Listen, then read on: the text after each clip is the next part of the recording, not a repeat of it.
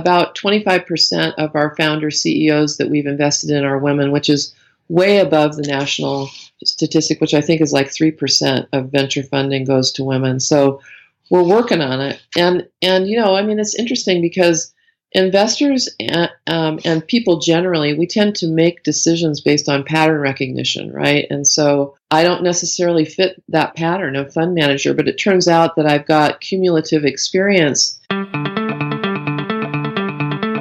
Welcome to She Invests. Join us every week for conversations focused on the growing number of female angel investors, the real unicorns. You'll hear from existing female angel investors, VCs, and fund managers on their investment thesis. From deal flow to exits, they will share the best practices that contribute to their success.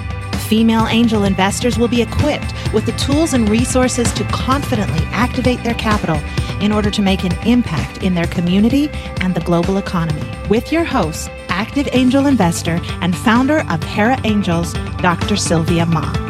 So today we have Julie Harrelson as a guest on the She Invest podcast. We're so excited. Julie has been such an inspiration in my journey as an angel investor, and I'm just honored to have her as an interviewee. So Julie is an entrepreneur investor in Oregon startup community. She has had multiple executive roles in design, technology, and angel investing, and co-funded Cascade Angels Fund in Bend, Oregon in 2013. With a group of entrepreneurs based in Oregon. A 2015 Women in Influence Award winner and the 2017 Bend Chamber of Commerce Woman of the Year, Julie is an active member of the Angel Capital Association, that I love, and serves on the board of the Oregon State University Advantage Accelerator, the board of advisor directors of the Central and Eastern Oregon region of U.S. Bank Nationals Association, and ex officio on the Economic Development of Central Oregon Board, and is on the Honorary Council of the Center of Women's Leadership at Portland State University. So Julie is just a mover and a shaker. She's an accelerator, and I'm just thrilled to have you on the She Invest podcast. Thanks so much, Sylvia. It's great to be here, and I'm looking forward to talking with you this morning. Yeah, so Julie, I know that we actually met at an ACA meeting, so it's very exciting to be so many years later, and love your work in the Pacific Northwest. I love your passion and enthusiasm for Oregon, for the innovations going on there. Walk us through what that looks like in Bend or in Oregon, whatever you would like to talk about in that Pacific Northwest region. Great, thank you. So Bend is in the center of Oregon, and turns out that it's a fairly small town, but growing really rapidly. And we've developed this cool, innovative economic engine where we've got a very good number of entrepreneurs, local capital, accelerators, co-working spaces. And so as a result of that effort, a number of years ago, a group said, hey, let's have a year-round angel fund. We need collaborative venture investment here. So we started it, and the short is that in the last 3.5 years, we've invested nearly $3 million in 17 Oregon-based companies, and those companies employ over 155 people and are generating $20 million in revenue. So it's an economic development success story. Our primary goal is to generate a return for the investors, and we also are here to create economic diversity, economic inclusion, and just this engine for innovation in Oregon. And do you have people that are the angel investors who are in Bend who invest in Bend innovation, or are you bringing other people in because of that diversity that you have there? Yeah, that's such a great question. So we have primarily Bend-based investors, but we also have investors from all over the country. We have investors from Kentucky, Texas, Florida, Seattle, Northern California. And the common denominator is they all have some connection to Central Oregon and or the Pacific Northwest. And so that's been an interesting feature of this. When I originally started it, I thought that the investors would be hyper-localized. And it turns out that there's a very strong interest in collaborative venture investing like this. And so we've been able to build the fund from what I call a minimum viable product in 2014 to today. And we're just in the process now of launching Fund 5. Oh my goodness. So walk me through, how do you create a fund like that? I know there's like 1,001 things that you do. But, there's about, getting the network together, creating the fund, all of that. I just love your whole journey. We've talked about this before, and love how you've created this fund in Bend, Oregon. Yeah. So as you can imagine, it's very complex, but like most entrepreneurs and many who will be listening to your podcast, I'm always bitten by that bug. Like, how hard can it be? And it turns out that it's actually a lot of hard work. So I had lived in Portland for many years and relocated to Bend. So when I started the fund, I knew like 6 people, and there was no fund. There was the idea of a fund. So we had to establish all the docs and do all the filings, and I had to find the investors and find the companies and develop the process. So it has essentially been a startup. So for those people that are listening to the podcast, I think the important feature of this is that funds can also be startups, right? So we've experienced the same kinds of growing pains around how do we build a sustainable, durable organization? What are our internal processes? How do we build our brand? All of those things that entrepreneurs face that cause us to wake up every day with a smile on our face and a little terror in our heart. I've faced as a fund manager, and I've actually had a couple of companies, so I understand the landscape of this. And it takes really about 3 years to get to a point where it's like, okay, we've got it built, now let's really scale, and that's what we're in the process of doing right now. And you were an angel investor before, and then became a fund manager. I know we talked about that actually in the last ACA Women's Summit. How do we get more women to consider, hey, I'm an angel investor. How do I go over to the fund aspect of it and managing that? Because it is a full-time job. So walk us through that. How did you think about this? What were the impetus for you to do that? Yeah, so a strong internal impetus for me was that I felt, and like you and many of the leaders I've met through you, is that if people can't see themselves in things, they tend not think, oh, I could do that, right? So, I've been an executive, I've been a CEO, I've been an angel investor, and I realized, I read the statistic that said that fund managers are over 90% men, and that that number is increasing. So in other words, the number of women involved in fund management is dropping, and that just didn't seem right to me. And this is a very personal perspective, but I just was like, hey, I'm in a place in my career where I could actually do this and launch something new. It would be a great thing to do for the community in terms of building a community asset. About 25% of our founder CEOs that we've invested in are women, which is way above the national statistic, which I think is like 3% of venture funding goes to women. So we're working on it. And it's interesting because investors and people generally, we tend to make decisions based on pattern recognition, right? And so I don't necessarily fit that pattern of fund manager, but it turns out that I've got cumulative experience that said, I'm gonna try this. And it doesn't mean that I was absolutely 100% confident that it would work. I just felt very strongly that it needed to be done, and that it would be a very cool thing to do in Oregon in terms of increasing the amount of money and the velocity of money moving through Oregon in terms of creating a more diverse economic platform in the state. So it was a pretty lofty goal, but in the end, I want other people to see, hey, this is possible. And a lot of us, either systemically or personally, have been told things are not possible. And I just think living in a world of opportunity and creating access for others is really important. So just going for it, basically, is what I'm hearing. Having determination. Who's helped you along this path? I mean, was there somebody who kind of helped you, or is that you're like, oh my gosh, this is a brand new world, and how do I do this? Yeah, so I think asking for help and looking for others that have expertise is extremely important. And so in this case, this idea for Cascade Angels was hatched by a group of local business leaders who'd been involved in something called the Bend Venture Conference, which is the largest conference of its type. And so they had some experience with a small fund and a conference over a 6-week period. And they said, we should really do this year round. So they really helped get me launched here because, as I said, I think I said this earlier, but I only knew like 6 people in town when I came and started saying, hello, my name is Julie Harrelson, and I'm building this thing. Would you like to get involved? And then I've also done a lot of collaboration with other funds. So we have a number of other funds across the state, and we all collaborate very closely in terms of best practices. And then just having been in Oregon for as long as I have, there are lots of people that I've called upon for different kinds of questions. And I think anybody who's an entrepreneur, having that kitchen cabinet, having those people that you can go to that are experts in particular areas is really helpful. And I have a very strong network of people and resources that I can go to help with complex questions.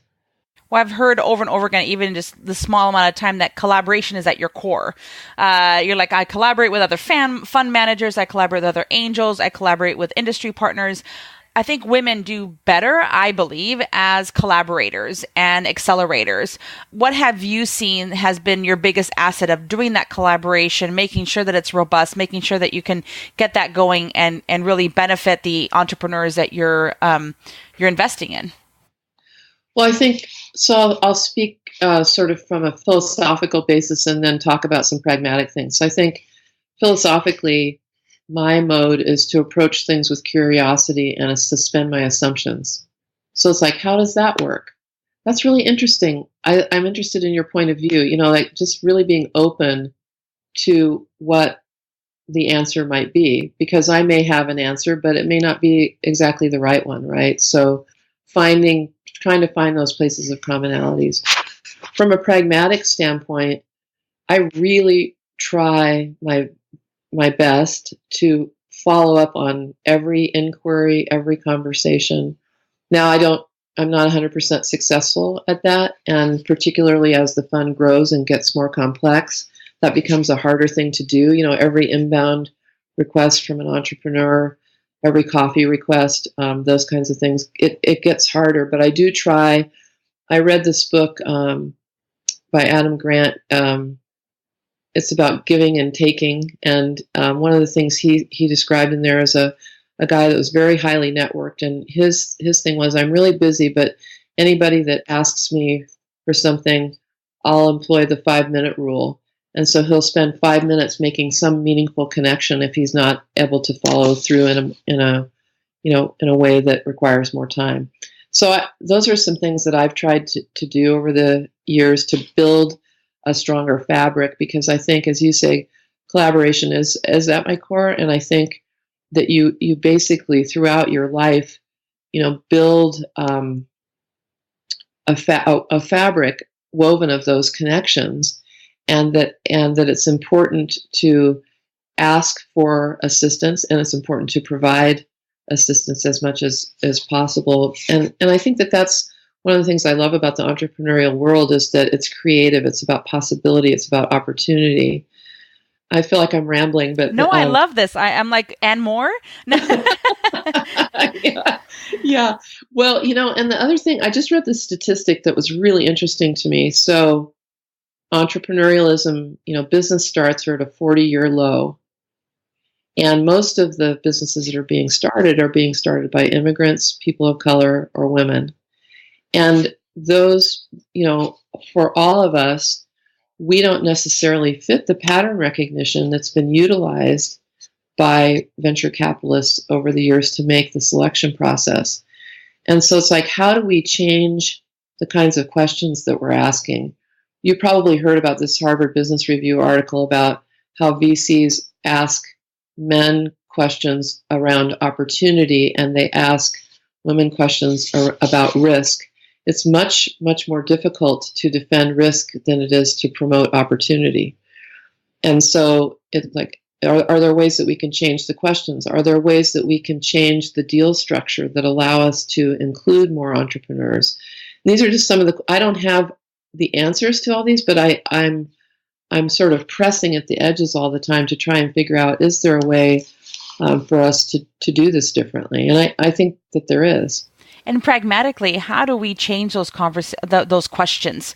I love reading the article. I dive into it. I'm like, I get optimistic that's going to be changing, and then I'm like, that's the same questions. What can we do to really move that needle? Again, I go back to this this approach things with curiosity. Like you're saying, there are times where I think, gosh, this is kind of frustrating that it hasn't changed more quickly, right? But I think this is about persistence. And it's about a persistent effort over time. And so when I'm in conversations, I start asking different kinds of questions, saying that, but I'm more, I would say I'm more of an ambassador than I am a confronter. I mean, I will confront things if it's really important. But again, this whole notion of approaching things with curiosity is around, like, how can we find a common good solution out of this? And if you think about being a woman in business, and you're out talking to funders and they're all men, it's like making sure that you have the confidence to actually meet those questions and be prepared is really important. And I feel like that confidence aspect of it, getting mentored by another angel investor or finding somebody who can mentor you through that's going to help that entrepreneur as much as possible. Mm-hmm. Yeah, I think that's absolutely true. And we have a very strong ethos around mentoring and providing resources to our entrepreneurs if we have someone where it really makes sense. And I think that that's access to expertise and to networks is an important leg of that stool. And so when I talk about Bend as a good place for entrepreneurs, or Oregon is a good place for entrepreneurs, the way I describe that is you've got this three-legged stool where you have access to local capital, you have access to networks and experts, and then you have places to work and places to meet. And the seat of that stool for us is the quality of life. So in Bend, we have a very high quality of life. It's a beautiful place to live. We now have a 4-year university. And so when you put all that together, it creates a kind of an engine that basically, again, accelerates, right? There's fuel, there's the local capital, there's fuel, and there's expertise to help people get these things launched and off the ground. And we're seeing a lot more activity. A lot of angel investing has really been focused in tech. And we're seeing a lot more activity now in consumer products, goods, food and bev. Bend is a hub for the outdoor industry because we have mountains to climb and places to fish and mountain biking to do all the time. And so it's interesting to see those segments develop more robustly in Oregon as well. And do you get the angel investors to come in because they're saying that's where that innovation is happening? So then that's how you kind of get those angel investors coming in to invest in innovation in Bend. Is that kind of how it goes, or is just all an ethos that kind of keeps on growing? I think it's a little bit of both, Sylvia. So it's like there's that ethos of angel investors see the benefit of being part of that first, say, $0 to $2 million that the companies are raising. Like in a city, you have to have a mechanism. My view is you have to have a mechanism like that where entrepreneurs have access to local patient capital. It's also true that what we've decided as a portfolio is that we're industry agnostic. So we have biotech, education, healthcare, consumer products, outdoor products, biotech. We have an apparel company called Wildfang. We're trying to essentially invest in all different kinds of companies and have the portfolio be as diverse as possible. And you said tech, consumer Yep. products of the outdoors. What are the other up and coming industries in Bend, Oregon, or in that area? Yeah, so like many places across the country, in Oregon, we're seeing a lot of things popping up in AI. We're seeing a huge effort in food and beverage, which is interesting. There's just a lot of, we have a kombucha company here called Hum Kombucha that grew from a very small kind of two-person operation. They're just opening a facility now in Virginia. We have a company called Hydro Flask that grew very large and had a realization I think it's been about 2 years ago now. And so we're actually, kind of growing up from being a small town into being a small city where these companies actually have the platform to grow. When I first moved here, Bend was just coming up out of the recession, and it was very quiet. And so in the last 4 years, it's just been amazing. And in fact, most people would not move to Bend unless they had created their wealth elsewhere or had a job when they got here, or they'd have to create a job. And now we're seeing, a lot of companies actually have a lot of job openings and job possibilities. So that's a change. And it's been interesting too to move out of an urban environment like Portland into a smaller community like Bend. And Bend has a very strong collaborative ethos.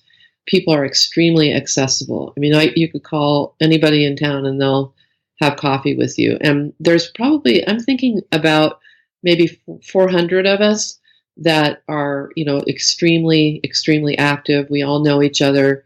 So when someone new gets here, if they want to get engaged, we get them engaged in the ways that make sense to them.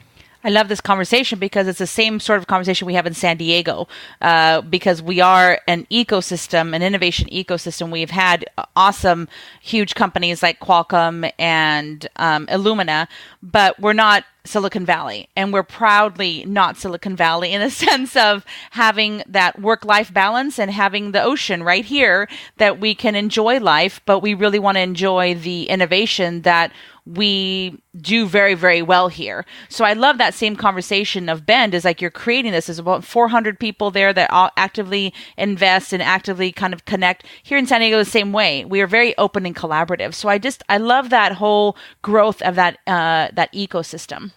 I do too. And I think, one of the things that I don't know if you've read Closing the Innovation Gap by Ross Baird, who's started Village Capital. But he talks about the importance of the entrepreneurial ecosystem in the sense that a lot of the innovation and innovators in our economy have been pulled into these large organizations like Google or Amazon, and that in secondary cities or smaller locations, what has then happened is there aren't the business starts that there have been, and therefore it serves overall as it can diminish innovation. And so I think the kinds of things that you're doing in San Diego, or that we're doing in Bend, or that are happening in Portland, or in various more what we might call secondary or tertiary cities, is really, really important from an economic standpoint overall. I echo that completely. Innovation standpoint, right? Because if you're in a small organization, although they may not be resource rich, you can kind of innovate and fail a little bit more quickly. And that, to me, leads to more successes. That's kind of my mindset, always been as an entrepreneur, that it's important to fail and succeed quickly, right? And move these ideas through our country. And, I think that there are a lot of challenges to solve, right? There's a lot of pain points that we could be solving effectively. And I think that entrepreneurs have a big part to play in that. I think one of the things that comes up all the time is how can we as angel investors really make a mark in our ecosystems? If you're looking at a female angel investor for the first time and she goes, Julie, what can I do to activate my capital? What would you tell her?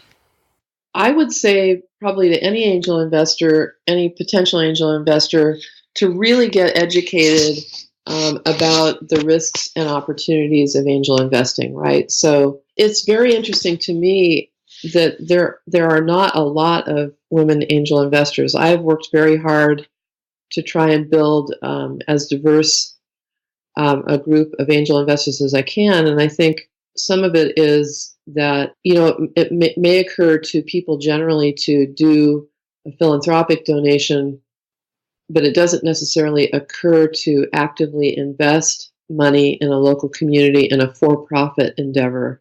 But I think early and often people should, do what they can to talk to others that do this kind of thing, assess if it's of interest, and then try if it is, and they're an accredited investor after they've assessed the risks to really figure out what a good place might be to invest those dollars. Because I think one of the things that I also say is try to find out your investment thesis. So what is your investment thesis? I mean, we talked a little bit about Cascade Angels, but as an individual angel investor, what do you look for?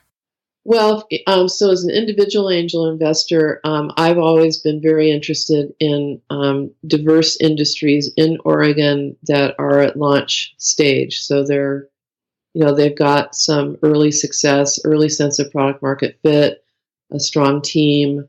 They've got a reasonable health in their operations. They have a reasonable idea of where they're going. But that's at that launch stage. And then there are also much earlier opportunities and later opportunities. And it's kind of interesting because I always think too, I always suggest to both the entrepreneurs and the investors that if an entrepreneur is looking for investment from a fund, or if a investor is looking to invest in a fund, the entrepreneur should do as much due diligence on the fund as the fund does on them, because essentially you're taking on a business partner. And it's the same for the investors, really, really assessing if the investment thesis and the mode of doing business that the fund is undertaking really fits, because angel investing is not for everyone. A lot of people just like to make their own decisions. If you enter into a collaborative venture process, by design, you're making decisions with other people.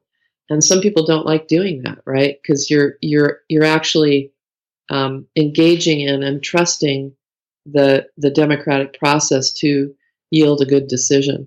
And how do you build out your portfolio? Saying, early stage is definitely more high risk, and then when you go down that investment process, that gets less and less risky. Do you look at your portfolio as I need to have some high risk, some early stage, and some late stage, and also what percentage does that go with the fund?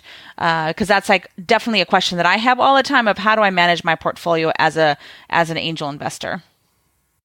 Yeah, this is from a fund standpoint. When you do seed stage investment, by design, it's extremely risky. It's just the way it is. And there's a national report out called the Halo Report that will show some stats on that.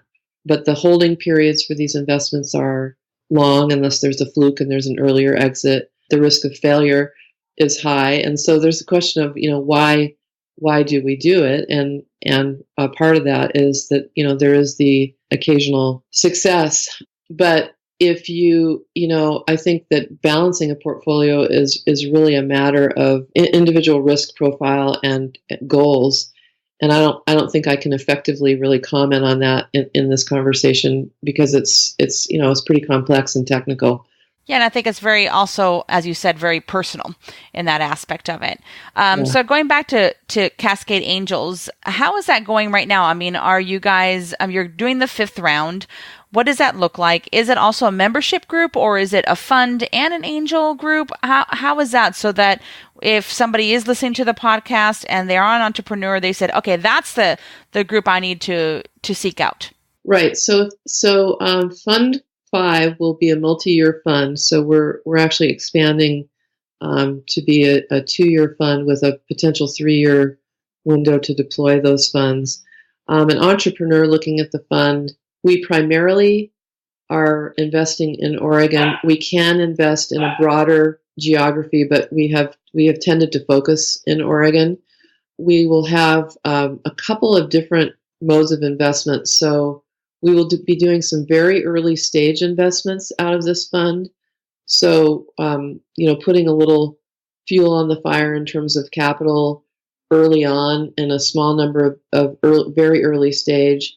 And then our hope is, our plan at this point is then to continue to invest in what we call launch stage companies. So they have a product, some early revenue, a team. They usually have some advisors, and so they've got some momentum, and they've typically utilized some early personal or friends and family money, and they're ready now to raise that $500 to $2 million in their kind of seed raise. And our average investment has been somewhere around $150,000 to $250,000 in each of the portfolio companies. That's wonderful. And then the pipeline is another issue that we always talk about, is that how do you connect them to that next, level of capital? I know that you're all about collaboration, so probably you have connections to other VCs and other opportunities for them. How do you move them through that?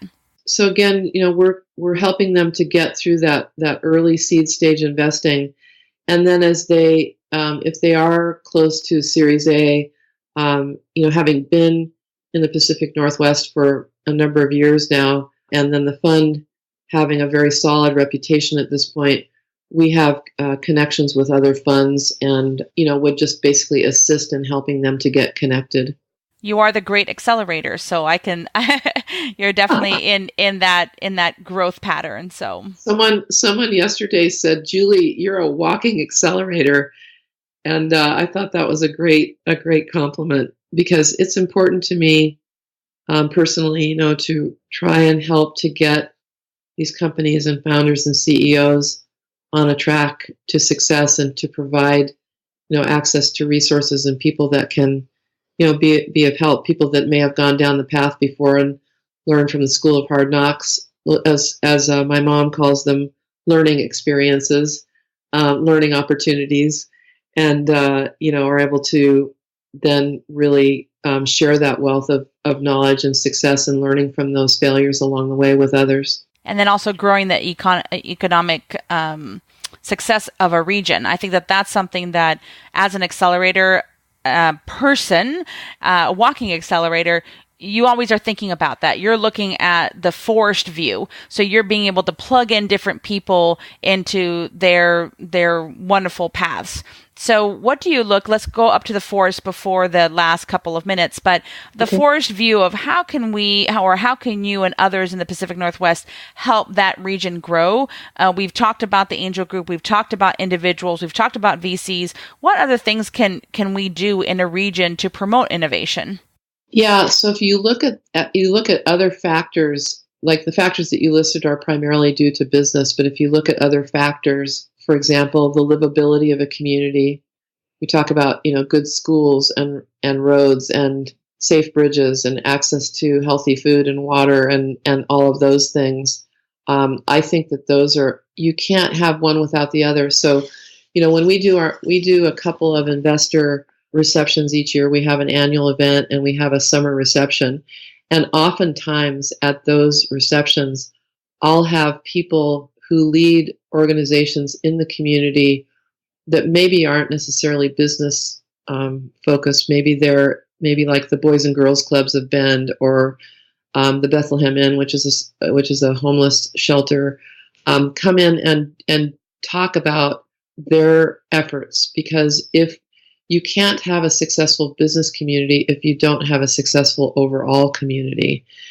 And so I think as ecosystem builders, it's also important to be as civically engaged as possible, given the demands of what we're trying to get off the ground, and to be aware of things that we can do to build a stronger basis in the communities so that they remain livable. And, one of the challenges we have in Bend right now is we have this huge growth that's going on, and balancing building the economy with that growth, or increase in traffic, or increase in school populations and things like that.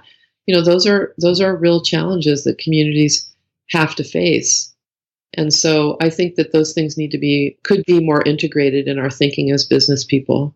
And I think that's what we do as investors really well, is because we talked way at the beginning of philanthropy and investing. So if we're flipping back and forth and doing both of them, we see that micro level or that macro level of engagement and social responsibility.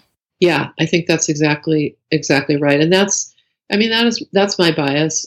There are investors who invest solely for economic success, and my thinking is that these things need to be integrated, right? Where economic success and community success are basically integrated. In that book I mentioned earlier by Ross Barrett, he talks about this as one pocket versus two pocket thinking. So a lot of times people think, well, I make my money in one pocket, and then I spend it philanthropically out of the other pocket. And he basically advocates that we think of these things as an integrated effort, so as one pocket thinking. And I think we would see my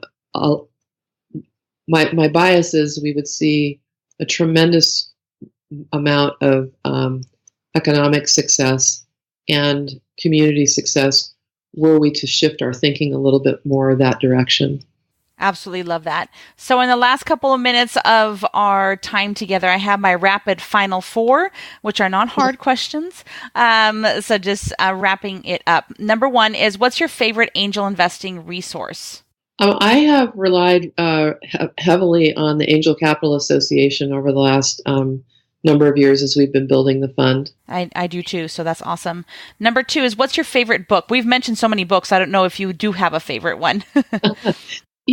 Oftentimes my favorite book is the one I'm reading at the moment, and I would say I would really, for people that are working in this field and really thinking about it, I think that Ross Barrett's Closing the Innovation Gap is a really good summation of how this type of investment is evolving. And so that's the one I'm just about. I've read it through once, and I'm kind of working my way back through it, and I think it's a worthwhile read.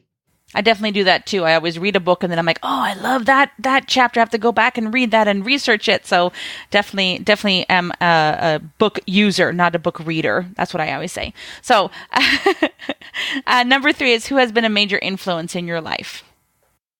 Oh, this is such a good question. I have had several really good bosses before I made my path through the executive ranks, and there were three in particular.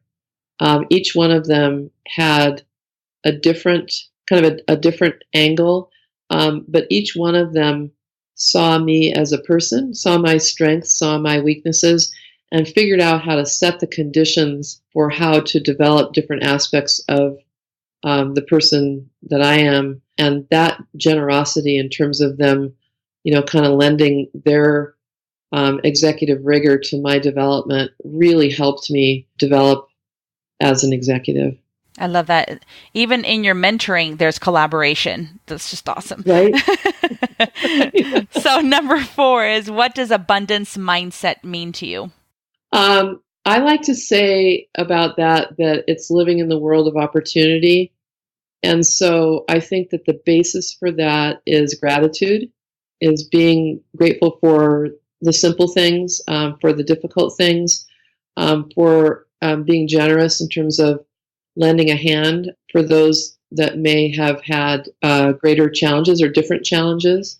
But it's that looking around the landscape for the solution. In my mind, even if things get difficult or seem intractable, there's always some solution that's right there if we open our minds and hearts to finding those solutions. Well, thank you for opening your mind to us today. It's been such a pleasure. Thank you, Julie, so much for being part of the She Invests podcast. Thanks, Sylvia, and I appreciate all of your work. It's very inspiring, and thanks again for the opportunity. Wonderful. Thank you for listening to and subscribing to the She Invests podcast. Go on over to sheinvest.com for the full show notes for this episode, as well as any resources, websites, and opportunities mentioned during the show. Sign up for the sheinvest.com newsletter to learn about events like our annual Hera Venture Summit during the month of September and our She Invests monthly investor circles. Thank you for your time, talent, and treasure.